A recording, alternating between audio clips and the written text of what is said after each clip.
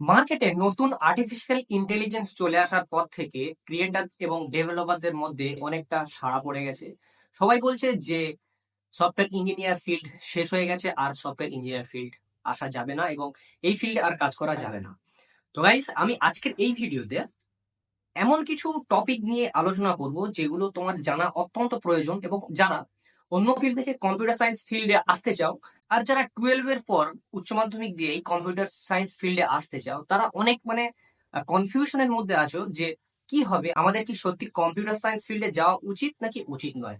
তো আজকে আমি একটা জাস্ট প্রসপেক্টিভ দেবো আমার ভিউ থেকে, যে তোমাদের কি করতে হবে এবং কোনটা করলে ভালো হবে। তো প্লিজ, যারা কম্পিউটার সায়েন্স ফিল্ডে আসতে চাও এবং যারা নতুন হয়ে আছো, যারা কনফিউশনের মধ্যে আছো, তারা প্লিজ এই ভিডিওটা শেষ পর্যন্ত দেখো। আশা করি তোমার দেখার মানে প্রসপেক্টিভটা একদম বদলে যাবে। তো চলো আমরা স্টার্ট করি আমাদের মেন ভিডিও। তো গাইস, তোমরা দেখতে পাচ্ছ যে আমি এখানে একটা জিনিস লিখে রেখেছি যে স্টার্টিং অফ ওয়েব ডেভেলপমেন্ট, মানে অ্যাকচুয়াল সফটওয়্যার ইন্ডাস্ট্রিতে তোমরা যখন আসবে, তোমাদের হয় হচ্ছে ওয়েব ডেভেলপমেন্ট, না হলে তোমাদের অ্যাপ ডেভেলপমেন্ট, যে কোনো একটা কিছু করতে হবে, মানে ডেভেলপমেন্টের দিকে তোমাদের ঢুকতে হবে। সেটা হতেও পারে মেশিন লার্নিং অথবা এআই। যাই হোক, আমি আজকের এতে জাস্ট ওয়েব ডেভেলপার অথবা অ্যাপ ডেভেলপমেন্টের দিক থেকে আমি বলছি, যেহেতু ডেভিন এআই, যে ওয়ার্ল্ডের ফার্স্ট এআই সফটওয়্যার ইঞ্জিনিয়ার, সে হচ্ছে এই অ্যাপ ডেভেলপমেন্টের দিক থেকে বেশি আলোচিত এআই। তো আজকে আমরা কি করবো, যে আজকে আমরা একটা প্রসপেক্টিভটা বুঝবো যে কিভাবে কি হচ্ছে। তো প্রথমে আমাদের কি করতে হবে, যে স্টার্টিং অফ ওয়েব ডেভেলপমেন্ট হয়েছিল কখন। স্টার্টিং অফ ওয়েব ডেভেলপমেন্ট হয়েছিল 1990। 1990 কি হয়েছিল, ওয়েব ডেভেলপমেন্ট স্টার্ট হয়েছিল, যে ওয়েব ডেভেলপমেন্ট জিনিসটা তখন কি এসেছিল, তখন এসেছিল হচ্ছে HTML, hyper text markup language, যেটা দিয়ে একটা স্ট্যাটিক ওয়েবসাইটে জাস্ট স্ট্রাকচার বানানো হতো। এবং এটা কতক্ষণ পর্যন্ত চলেছে, এইচটিএমএল হচ্ছে 1990 থেকে 1994 পর্যন্ত শুধুমাত্র এইচটিএমএল ব্যবহার করে একটা ওয়েবসাইট বানানো হতো।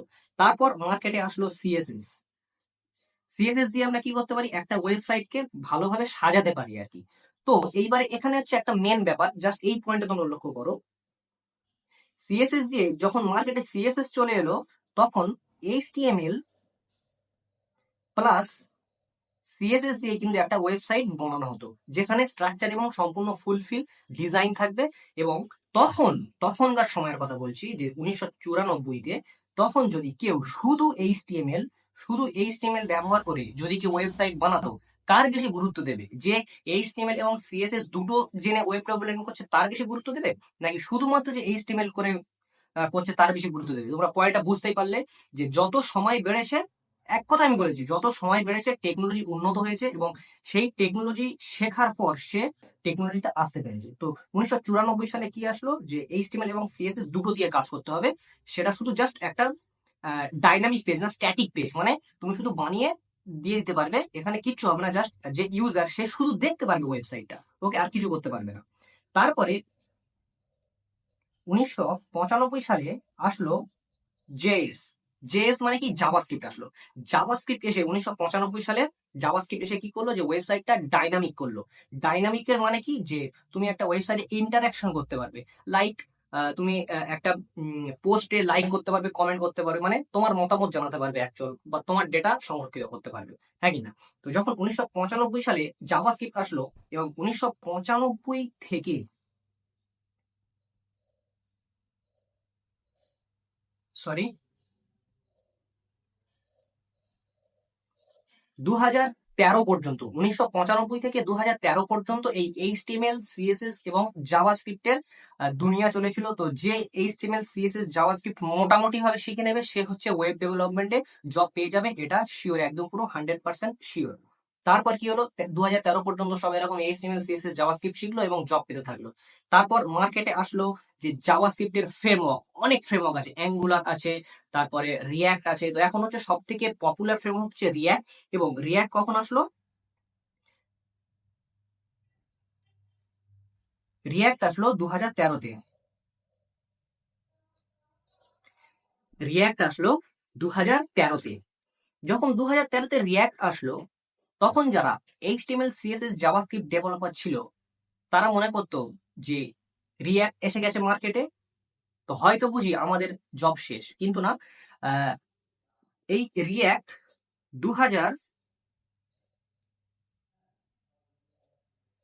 2018 পর্যন্ত কি হলো যে একটু দমে থাকলো, মানে 2018 পর্যন্ত যারা এইচটিএমএল সিএসএস জাভাস্ক্রিপ্ট ডেভেলপার ছিল তারা হচ্ছে সম্পূর্ণ ভালোভাবে কাজ করতে পেরেছে। তারপরে 2018 পর থেকে কি হলো যে 2018 পর থেকে একটু অ্যাডভান্স হয়ে গেল, কি যে শুধুমাত্র যারা এইচটিএমএল সিএসএস জাভাস্ক্রিপ্টে কাজ করে তাদের আর নেওয়া হবে না, বা আস্তে আস্তে ওটা কমে গেল হায়ারিং এর প্রসেস গিয়ে কি হলো যে যারা এটার সঙ্গে রিয়্যাক্ট জানবে তারা হচ্ছে জব মার্কেটে ঢুকতে পারবে। তো সেখান থেকে কি শুরু হলো, সবাই এইচটিএমএল শেখা শুরু করলো, জাভাস্ক্রিপ্ট শেখা শুরু করলো এবং সিএসএস শেখা শুরু করলো, রিয়্যাক্টও শেখা শুরু করলো। তাহলে 2018-তে এসে কি হয়ে গেল, রিয়্যাক্ট চলে এলো মার্কেটে। রিয়্যাক্ট আসার পর তাহলে কি হলো, শুধুমাত্র যারা এইচটিএমএল এবং সিএসএস দিয়ে করতো তাদের কি আর জব পাবে? জব পাবে না। যে রিয়্যাক্ট জানবে সে জব পাবে। তাহলে আমরা যে পুরো ফ্রেমওয়ার্কটা যদি আমরা পুরো ভালোভাবে অ্যানালিসিস করি তাহলে কি পাবো আমরা, যে যে সময়ের সাথে সাথে নিজেকে আপগ্রেড করেছে তারা হচ্ছে জব মার্কেটে টিকে থাকতে পেরেছে, এবং যে নিজেকে আপগ্রেড করেনি তারা জব মার্কেট থেকে দূরে সরে গিয়েছে। এবার আমরা দেখি যে 2018 থেকে 2022 পর্যন্ত এখানে কি হলো যে 2022 পর্যন্ত রিয়াক্ট তো খুব ভালো, মানে প্রচুর হাইপে চলেছে রিয়াক্ট। তো যারা একদম ভালোভাবে জানবে তারা তো 100% জব গ্যারান্টি হয়ে যাবে, এরকম একটা ব্যাপার ছিল। তো তারপরে কি আসলো 2023-এ চ্যাট জিপিটি, চ্যাট জিপিটির আগমন ঘটলো, এবং এখানেও সবাই একদম বলেছিল যে ওয়েব ডেভেলপারদের কাজ শেষ, আর কেউ কিছু করবে না, জাস্ট এআই সবকিছু করে দেবে। কিন্তু যারা চ্যাট জিপিটিকে ইউজ করে, যারা চ্যাট জিপিটিকে ইউজ করে সব পুরো সম্পূর্ণ জিনিসটা জানে, বেসিক থেকে অ্যাডভান্স পর্যন্ত জিনিসটা জানে, এবং তাও চ্যাট জিপিটিকে ইউজ করছে, তারা হচ্ছে মার্কেটে আস্তে আস্তে পপুলার হতে লাগলো। তো আমরা প্রত্যেকটা স্টেপে দেখছি যে যে যত টেকনোলজির সাথে নিজেকে আপডেট করছে, সময়ের সাথে যারা নিজেকে আপডেট করছে তারা জব মার্কেটে টিকে থাকতে পেরেছে। তারপরে কি আসলো, তারপরে আসলো এই 2024-এ চলে আসলো ডেভিন। ডেভিন নামে একটা এআই চলে আসলো। এবার এখানে অনেকের মতামত আছে যে ডেভিন তো নিজে নিজে সবকিছু করে দিচ্ছে, তাহলে কি হবে, ফ্রেশারদের কি হবে? তো যারা সিনিয়র লেভেল সফটওয়্যার ইঞ্জিনিয়ার আছে তারা তো বেঁচে যাবে, তাদের কোনো যায় আসে না, কিন্তু যারা ফ্রেশাররা আছে তাদের তো আর কেউ কাজ দেবে না। আমি এখানে জাস্ট একটা কথা বলতে চাই যে যদি এরকম হয়, আর আমি একটা জিনিস, আমার যেটা মতামত, আমি একটা জিনিস বলতে চাই যে যদি ডেভিন প্রত্যেক ফ্রেশারদের জব খেয়ে নেয় তাহলে কিন্তু আহ, এটা হবে না। মানে এটা মানে এটা হবে না, কারণ কেন হবে না আমি এটা পরের ভিডিওতে একদম পুরো অ্যানালিসিস অনুসারে তোমাদেরকে দেখাবো যে এটা একদম পসিবল নয়। যদি সফটওয়্যার ইঞ্জিনিয়ারদের জব খেয়ে নেয় এটা একদম পসিবল নয়, কারণ তোমরা পরের ভিডিও দেখতে পারবে, তার জন্য প্লিজ আমার চ্যানেলটিকে সাবস্ক্রাইব করে রেখে দাও। এবার আমি এখানে একটা কথা জাস্ট তোমাদেরকে বলতে চাই, যারা ফ্রেশার্স আছো তোমরা যদি এই ফিল্ডে আসতে চাও তাহলে তোমরা তো বলবে না যে আমি শুধু এইচটিএমএল সিএসএস এবং জাভাস্ক্রিপ্ট শিখে আমি জব পেয়ে যাবো, না। কারণ সময়ের সাথে সাথে টেকনোলজি আপডেট হয়েছে, তোমাকে সেই টেকনোলজি গুলো শিখতে হবে। তো তার জন্য এখন তোমার কি শিখতে হবে, এইচটিএমএল সিএসএস জাভাস্ক্রিপ্ট রিয়্যাক্ট এবং যেসব এআই জিনিসগুলো আছে সেই জিনিসগুলো নিয়ে তোমার প্রোডাক্টিভিটিটাকে বাড়াতে হবে।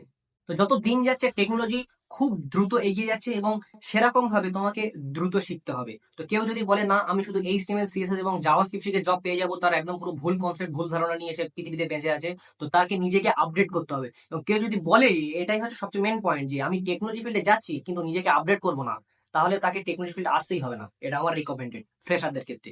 এবং তোমরা যদি চাও যে না আমি একদম পুরো বেসিক থেকে পুরোটা জিনিস জানবো এবং আমি টেকনোলজিকে ভালো করে বুঝবো, নিজে কাজ করবো, তাহলে তোমরা এই ফিল্ডে আসতে পারো, এখানে তোমাকে কেউ আটকাতে পারবে না। আর একটা কথা বলে রাখি, ডেভিন তোমার জব জীবনে খেতে পারবে না, বা জীবনে রিপ্লেস করতে পারবে না, কারণ আমি এর পরের ভিডিও পুরো ফুল অ্যানালিসিস করে তোমাদেরকে দেখিয়ে দেবো যে কেন তোমাদেরকে নিতে পারবে না। তো জাস্ট তোমাদেরকে আমি একটা, এই যে এত কিছু বললাম সেটা জাস্ট আমি একটা গ্রাফ জাস্ট এঁকে তোমাদেরকে দেখিয়ে দিচ্ছি।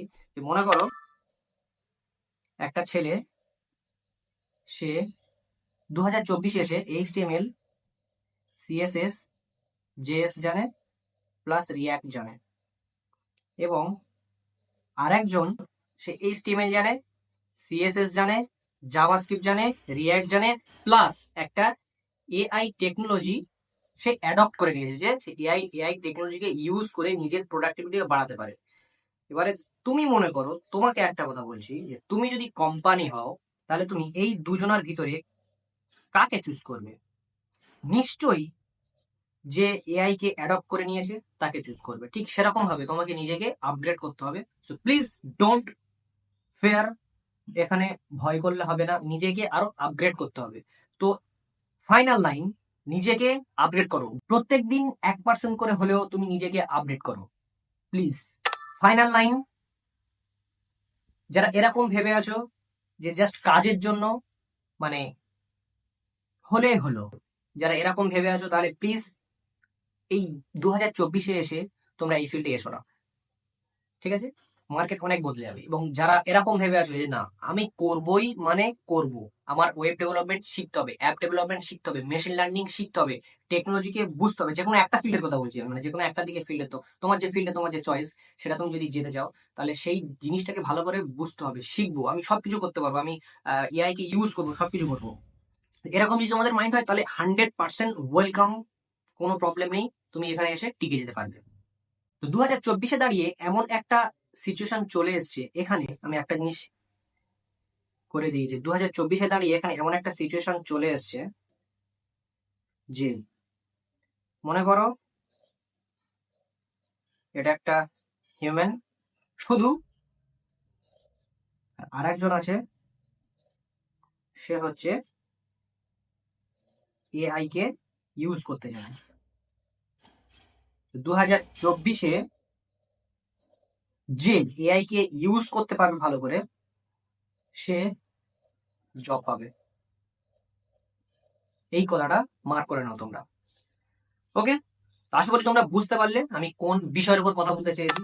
এবং যদি তোমাদের কোনো ডাউট থাকে, কোনো টপিক যদি জানার ইচ্ছে থাকে, তাহলে অবশ্যই তোমরা এই ভিডিওতে কমেন্ট করো, আমি তোমাদেরকে সমস্ত ডাউট ক্লিয়ার করে দেবো। তো চলো আজকে এই পর্যন্ত, দেখা হচ্ছে পরের একটা নতুন ইন্টারেস্টিং ভিডিওতে।